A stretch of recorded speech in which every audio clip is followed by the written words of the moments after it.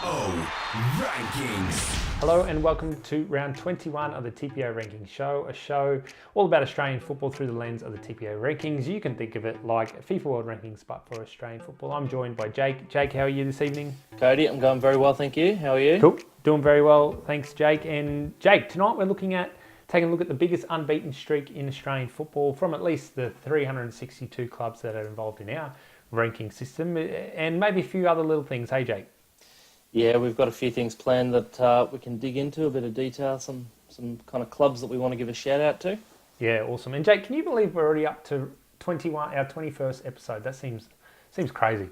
One per week consistently. We've a little pat on the back for ourselves. We've done well to keep it going every week like that. Well, we've still got to get through the season and obviously this show. So let's get into part one, which is a recap. Now, we previewed 5 games last week, so I'll kick things off with my 3 games, and then Jake, you can go with your 2. My first one was in the Queensland NPL, Moreton Bay Jets versus Western Pride. Now, we voted for, or the TPO ranking system predicted a Moreton Bay win. The supporters agreed, just 55% of you, and you fell on the right side of the fence this time because I didn't see this one coming, Jake, but the Jets got up 5-1 at home to Western Pride. As a result of that, Western Pride, where do they go? Western Pride fall 4 spots. I'm just reading Jake's notes here on the rankings to 39th, whereas Moreton Bay jump up 1 spot to 27th. So Moreton Bay knocking on the top 25 there.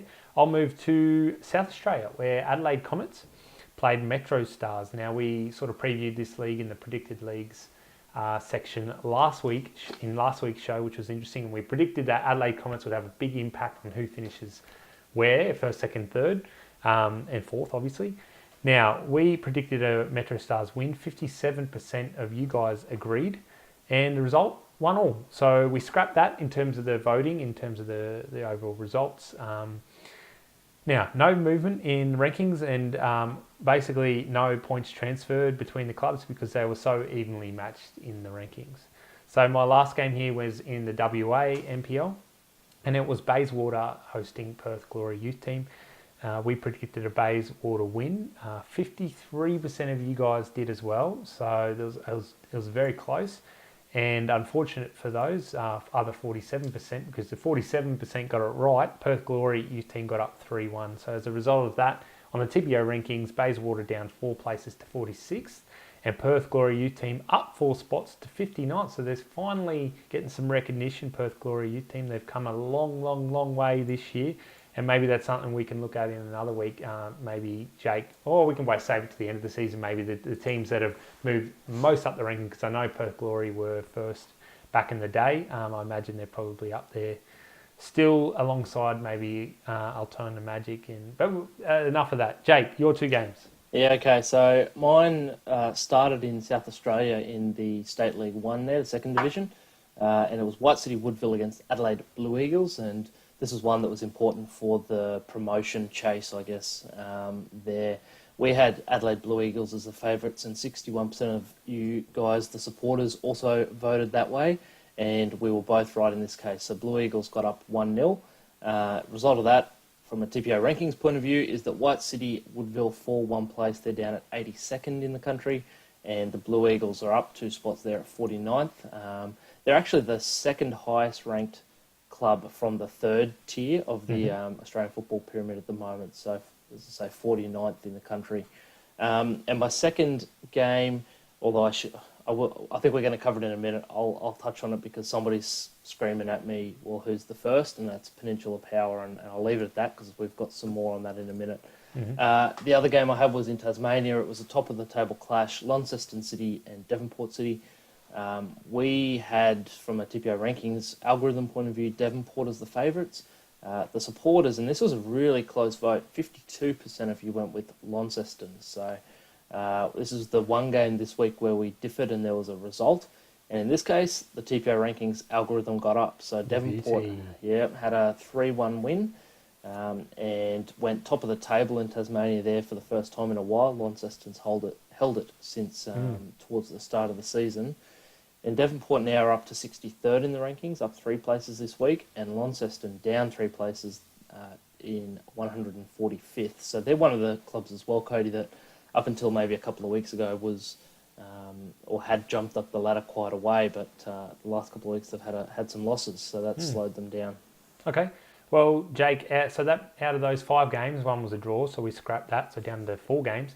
Now, us, TPO rankings, we got 3 out of 4 right, so that's a good week. The supporters, you guys got 2 out of 4, so we beat you by 1. On the overall leaderboard, we're on 36, and the supporters, you guys, are on 32, so we've opened up a 4-point gap. Not long to go in the season, so I think we've got about 5 games again this week to vote on, so you guys need to start catching up a little bit. Now, you will have a chance, obviously this week.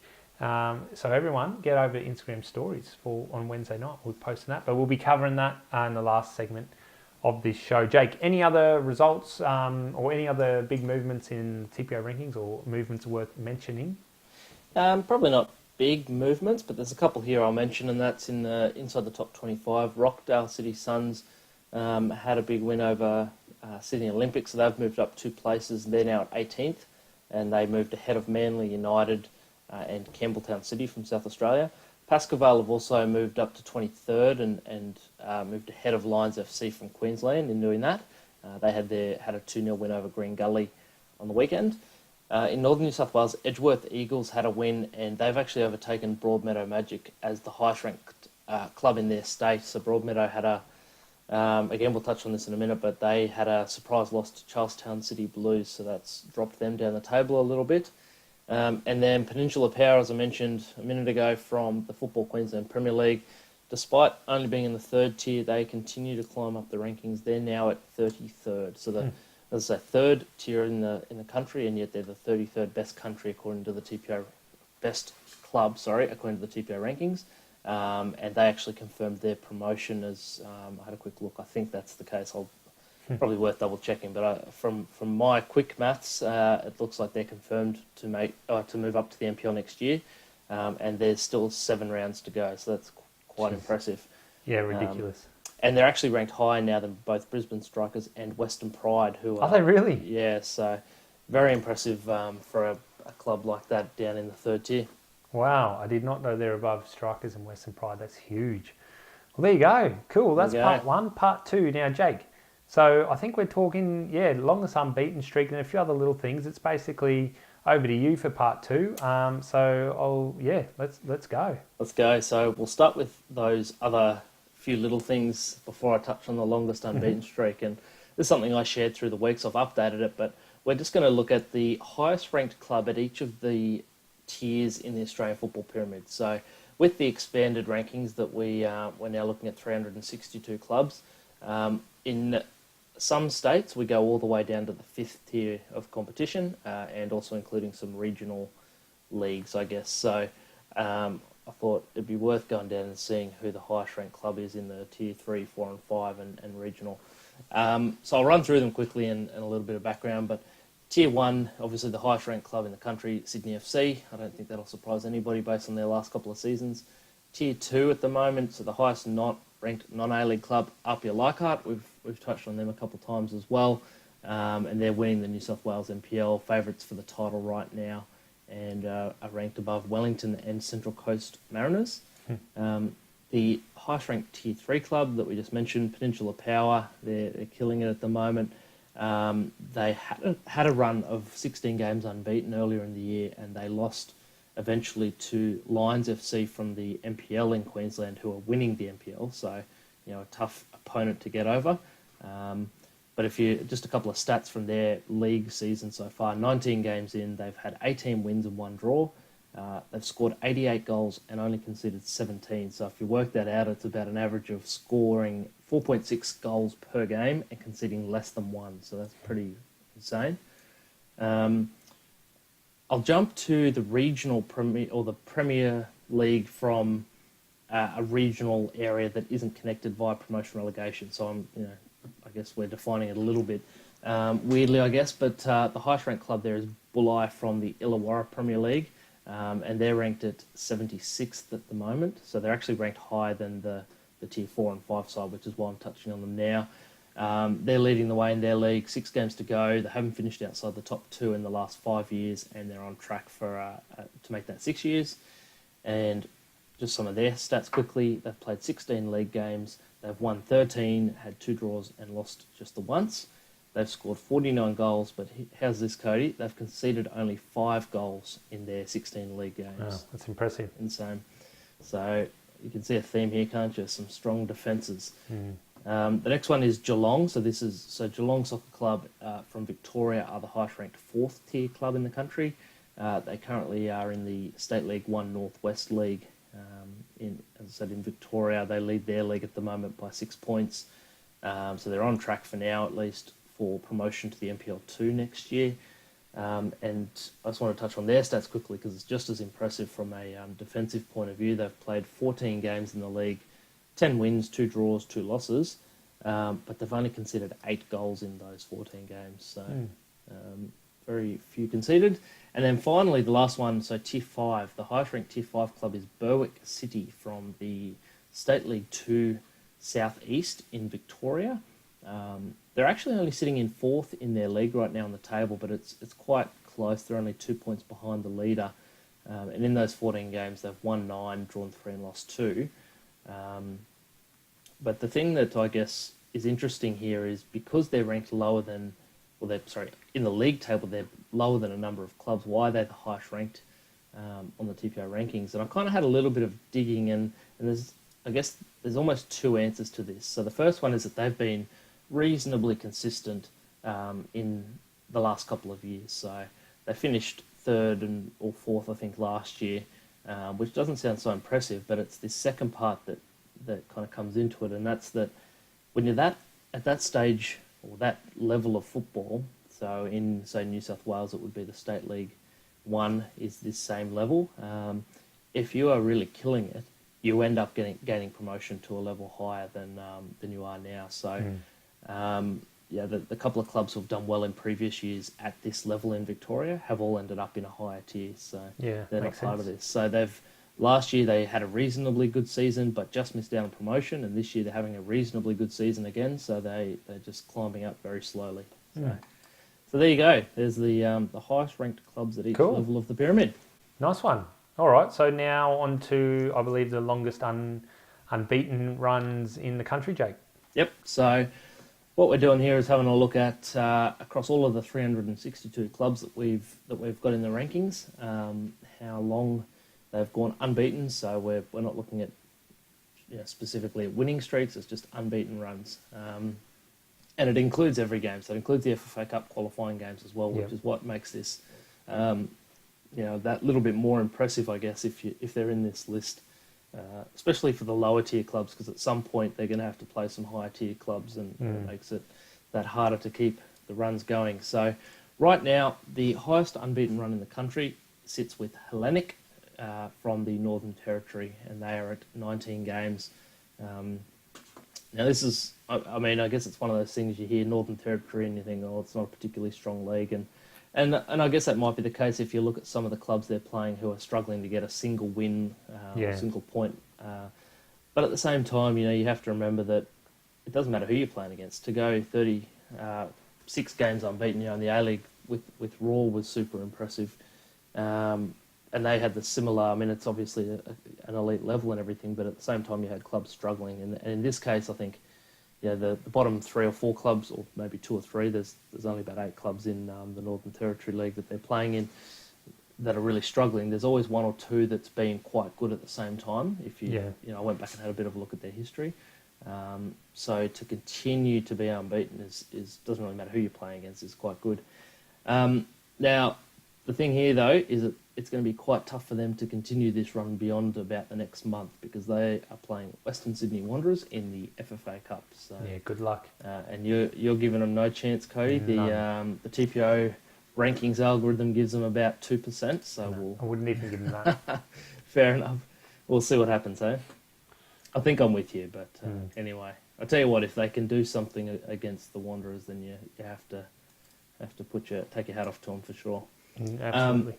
The next highest right now that's still going is Gold Coast Knights from the Gold Coast Premier League, so a regional club. Now they have also qualified for the FFA Cup, and they've also got A-League opposition. They've got the Newcastle Jets, so another one of these runs that's going to be hard to continue much longer. The last time they actually lost a game was in the 2017 Grand Final on the Gold Coast. So they haven't lost in 2018.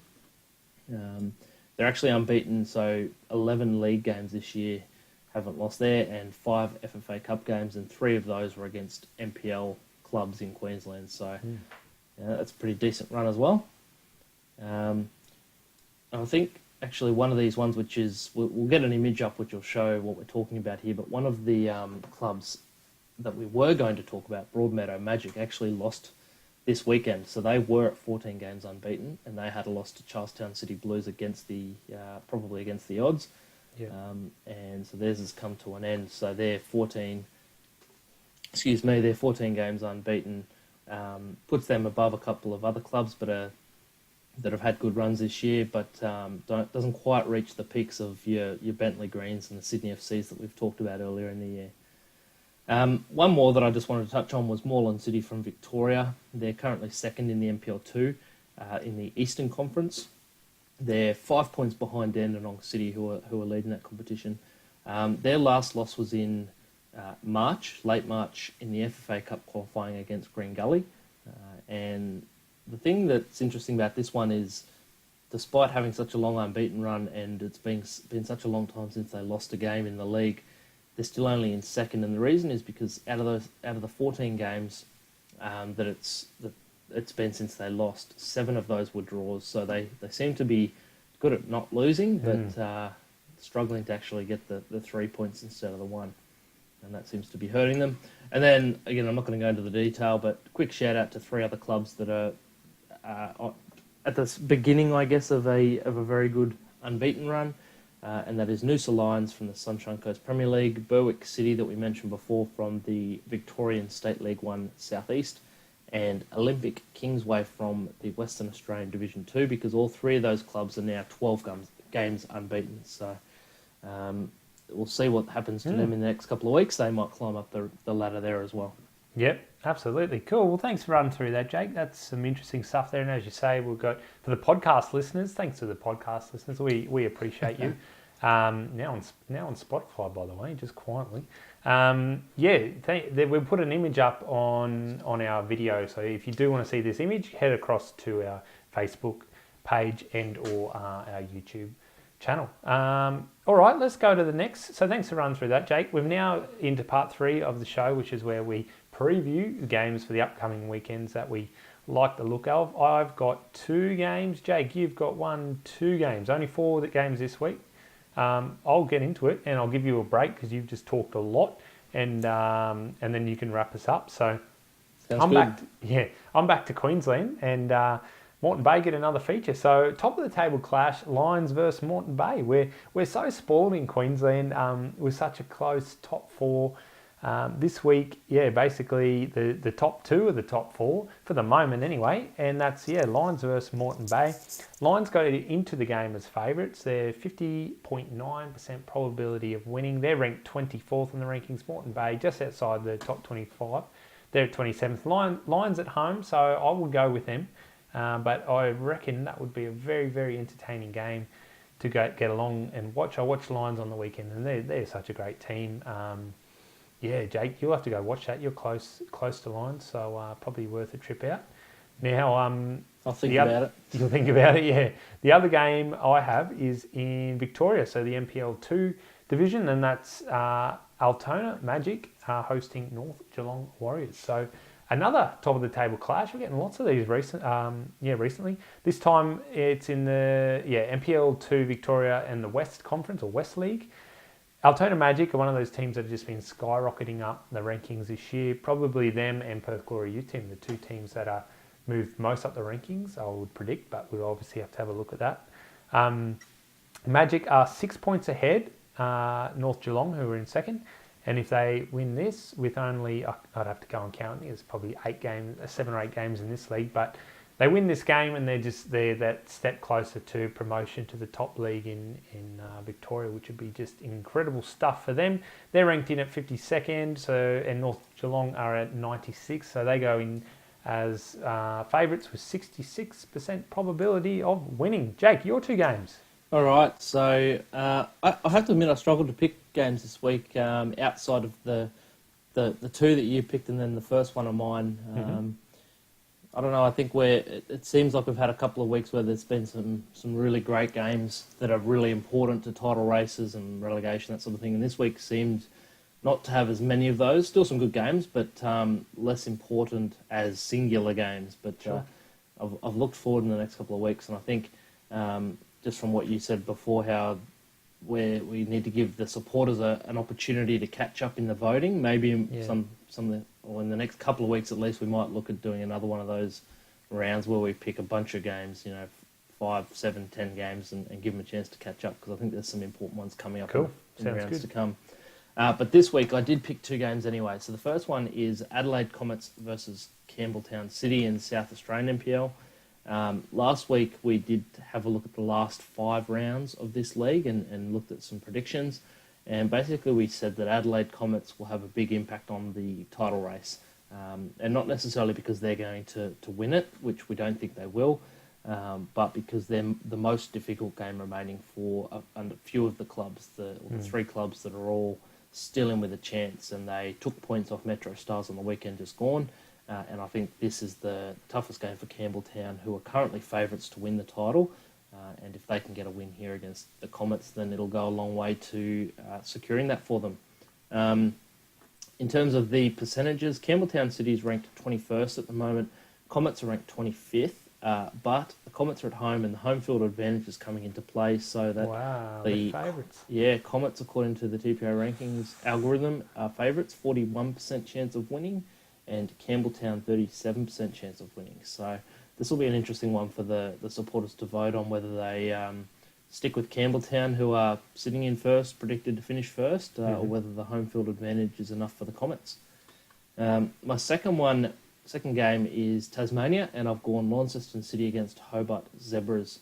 Now, Launceston, as we mentioned before, were in front in Tasmania for a very long time, and it's only been this weekend just gone that they lost to Devonport City, and Devonport went into first.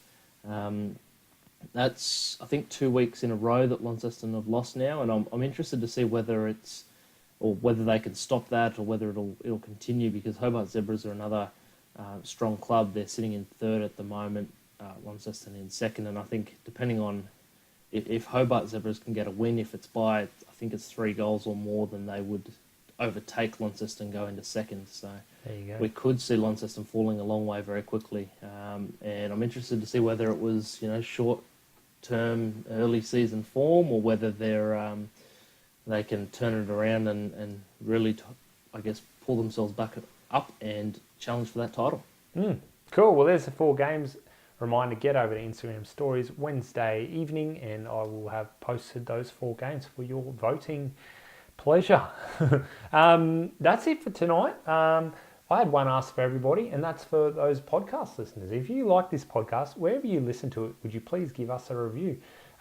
We haven't asked that before, so yeah, if you could, that would be amazing. Only takes 30 seconds or so. Really appreciate it. That's it. Jake, anything from you? No, I think that's it for now. I agree with the podcast.